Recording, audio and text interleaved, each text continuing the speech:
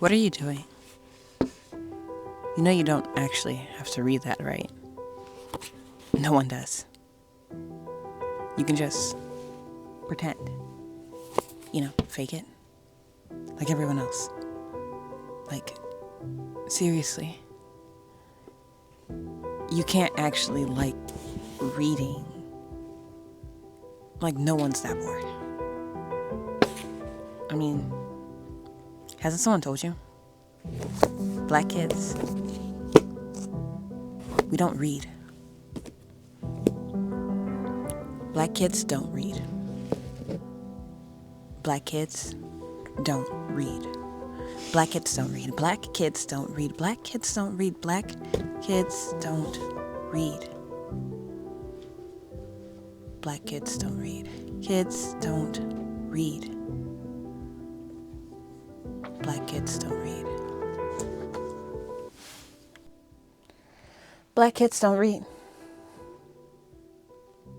If you were never told that, then I'm sorry you were never a black kid. However, I was once a black kid. And too many times I was told that. Still to this day, black kids are consistently being told that black kids don't read. And some of them believe it. It's no wonder that publishing companies look at black literature, look at black authors, and decide that there's no market for it. They can't profit from this. Ergo, they won't sign.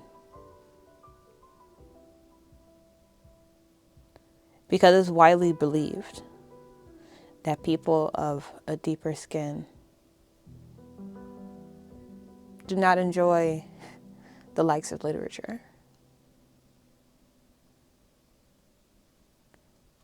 And it takes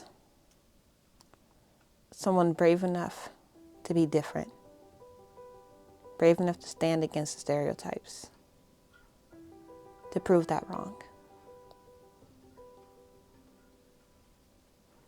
And it shouldn't.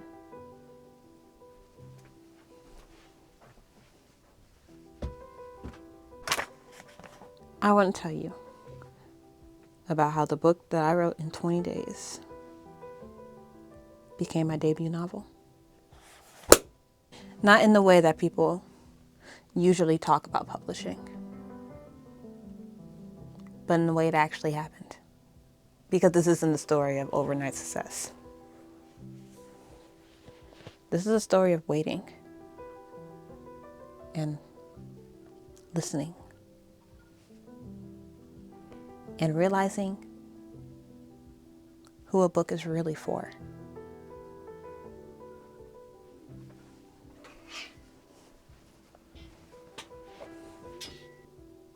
After I finished the first draft, I sent it off to my cousin.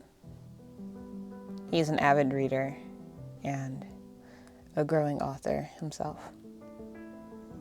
and someone that I trust to tell me the truth. With his notes, I went through a few more rounds of edits. Nothing massive, just cleaning it up,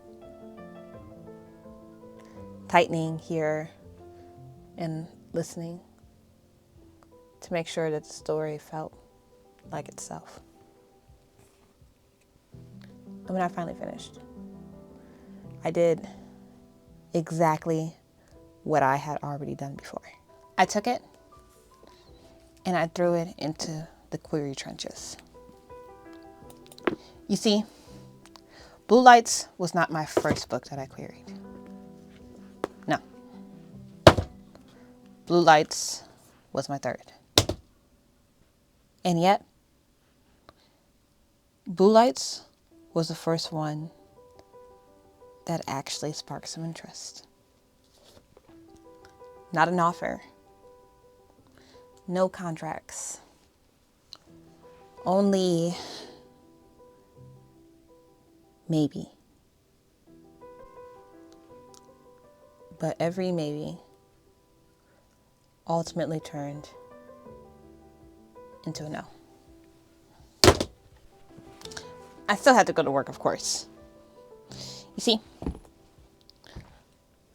I'm a high school English teacher, and writing a book does not mean that I just get to quit my day job and go frolicking about my keyboard all day.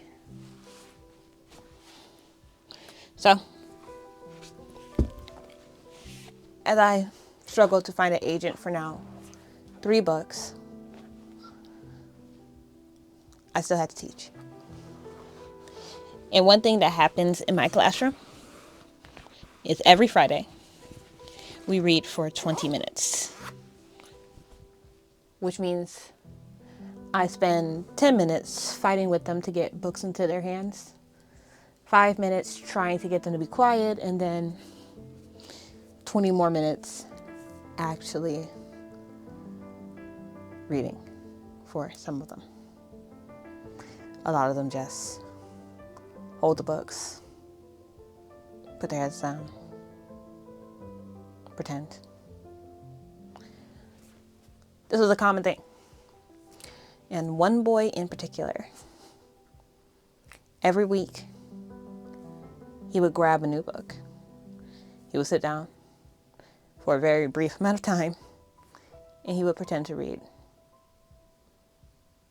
I could see him actually trying sometimes, but none of the books actually stuck with him.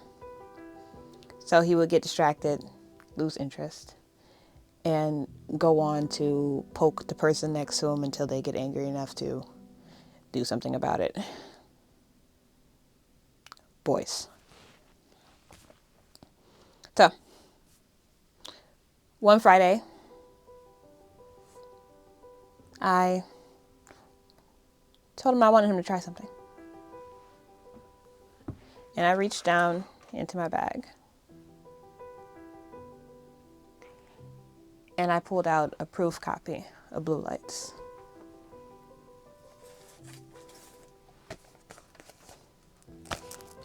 Something that was filled with handwritten notes.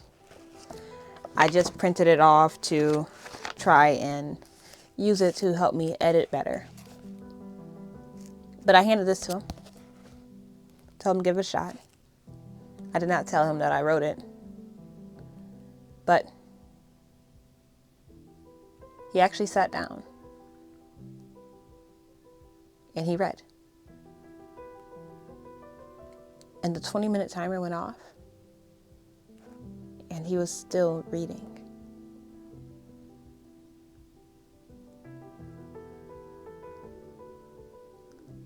Magic.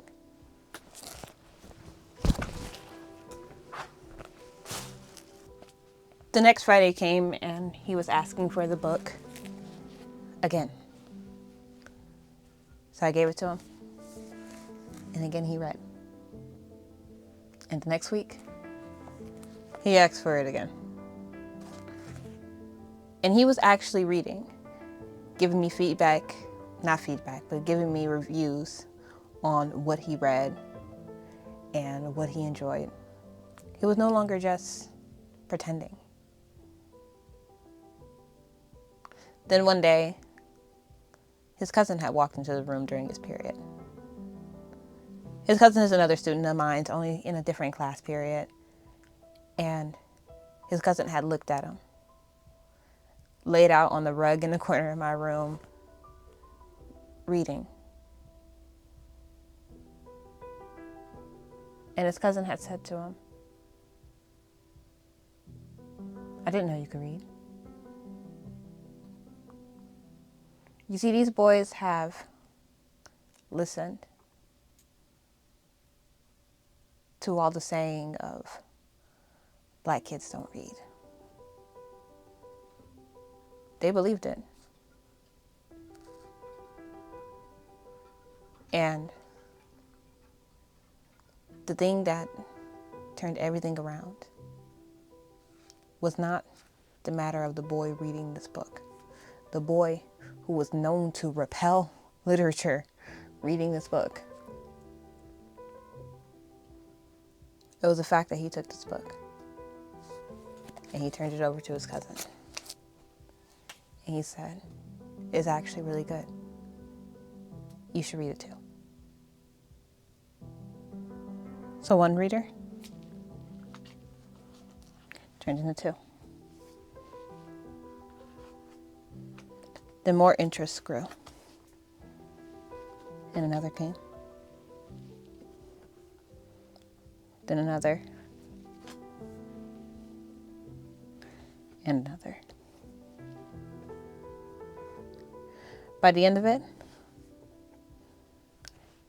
I had 6 students reading Blue Lights. All together in classes, they would form little circles or pairings and read off with one another. They take turns. Each of them reading a page, and then the next one reads the next page, and they'd go on like this for a while. All the way to and sometimes through the 20-minute marker. They couldn't wait for Fridays sometimes because they got to sit down and they got to read a book they really enjoyed. A book they felt was written just for them. And maybe it was. I keep Black literature in my classroom. Of course I do. The thing is, so much Black literature is these stories of these strong tragedies, of these poverty problems, this hood life that so many students are either tired of hearing or they just don't connect with, especially our Black boys. In the world of literature, it seems the only things that they really have is gangs and sports. So for the kid who doesn't want to be a basketball star like LeBron James, and the kid who has never contemplated joining a gang, he feels unseen in the world of books. And for the first time, they met someone, 2 someones, in a book who cared more about joy and finding ways to express the joy than causing problems and living in their trauma.